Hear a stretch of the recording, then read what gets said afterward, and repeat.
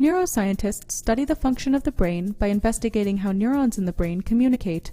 Here, changes in the electrical activity of a single neuron are evoked upon application of an experimentally controlled conductance using the dynamic clamp technique.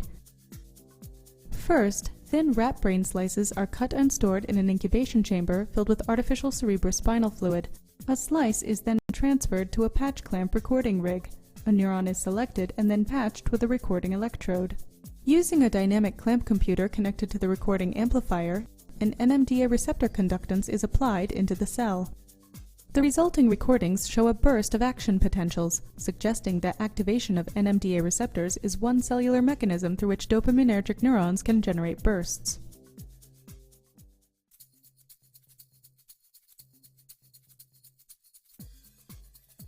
The main advantage of this technique over current methods like direct current injection or pharmacological treatment is that we are able to precisely determine the effects of activation of an experimentally defined receptor on the electrical activity of a living neuron.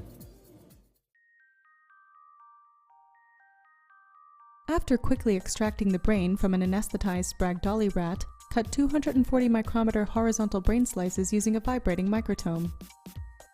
As the slices are cut, use a transfer pipette to place them in a 32°C incubation chamber filled with artificial cerebrospinal fluid until it is time to perform recording experiments.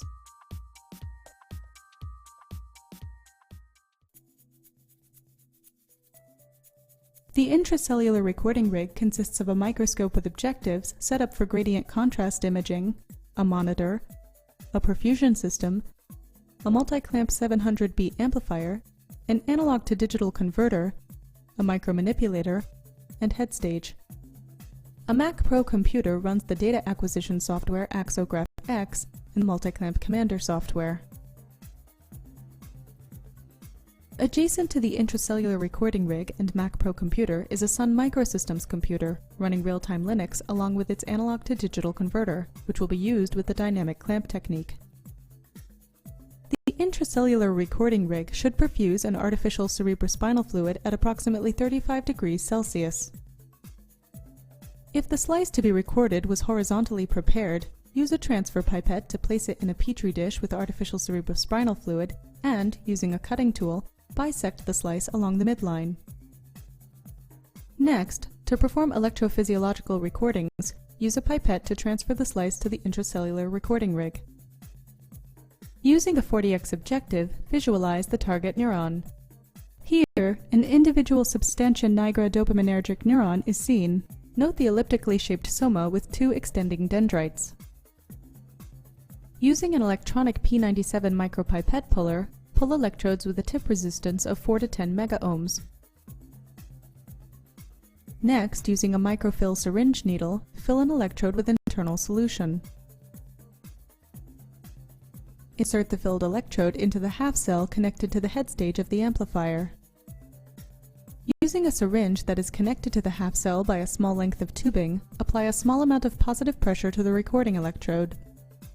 Under visual guidance, lower the electrode onto the target neuron. A dimple will be seen on the surface of the cell. Apply a small amount of negative pressure to create a gigaohm seal onto the desired neuron. Apply suction by mouth to rupture the seal. This constitutes a whole cell recording. After the seal has been ruptured, use the multi-clamp commander software interface to place the amplifier in the current clamp mode in which no current can be injected.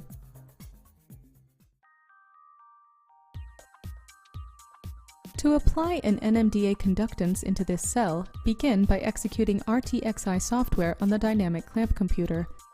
Then, load a custom-written model containing an NMDA receptor into memory.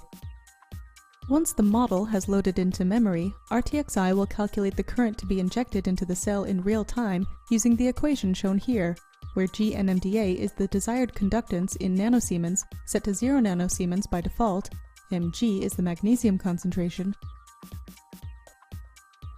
E-NMDA is the reversal potential for the NMDA receptor, set to 0 millivolts, and Vm is the membrane potential of the cell, measured from the amplifier in millivolts.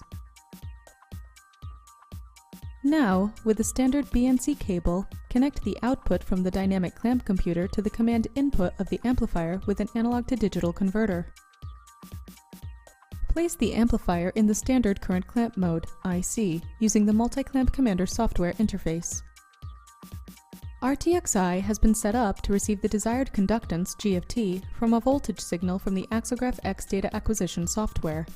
Here, we execute a simple Axograph X protocol in which a 1 second 40 nanosiemens conductance step is applied to the cell. A burst of action potentials is evoked in response to the conductance step.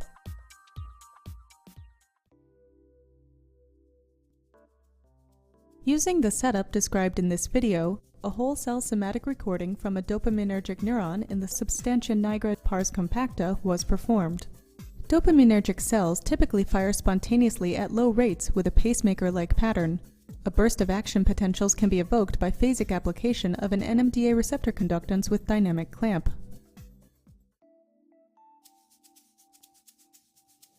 After watching this video, you should have a good understanding of how to apply an NMDA conductance into a living dopaminergic neuron in an isolated brain slice. However, this technique can be used for any cell type that can be recorded using standard electrophysiological techniques. Similarly, the dynamic clamp can be extended to mimic the electrical effects of a wide range of receptor types. We hope that this video has been useful in demonstrating what the dynamic clamp technique is and how we use it in our lab. So thanks for watching.